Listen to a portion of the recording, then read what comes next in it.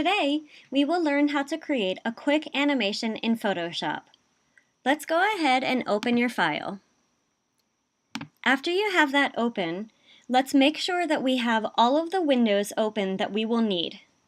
Go to Window, Layers, go back to Window, and choose Animation. This will open your animation timeline. As you can see, the timeline is currently 10 seconds long. That's a little bit too long for the project we will be doing today, which is just a very quick animation. To change that, go to the arrow with these lines in the upper right-hand corner of your animation timeline. You can then choose Document Settings. We can change the duration here. We have hours, minutes, seconds, and frames. The only thing we need to worry about today is the seconds. So changing it from 10, let's change it to 3 seconds. Click OK. Today we're going to work with a layer called Gnome. I'm going to click on this arrow on the left, and as you can see, it gives you some options: position, opacity, and style. We will only be working with position, but you can use the same techniques that we will use in position for opacity and style. Let's go ahead and take the slider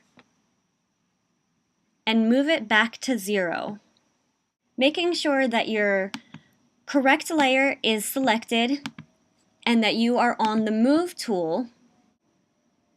Take your image and move it to where you want in the picture.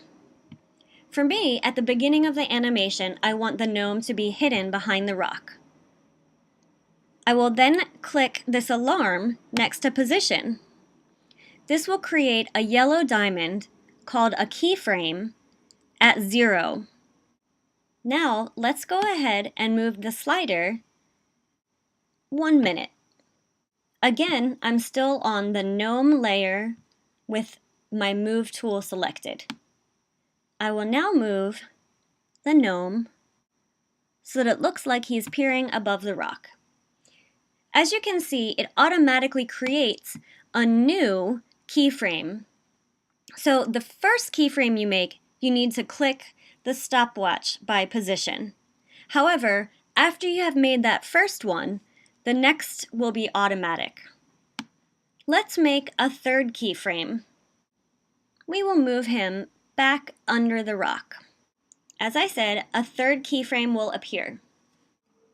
Now, we can do more interesting things by adding more keyframes, changing the opacity or the style. However, for now, we will just go ahead and create a movie. To do that, click File, Export, Render Video.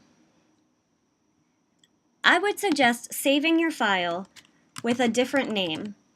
That way you will have both your animation and your original file. Under File Options, make sure that QuickTime Export, QuickTime Movie is selected. Go ahead and click Render.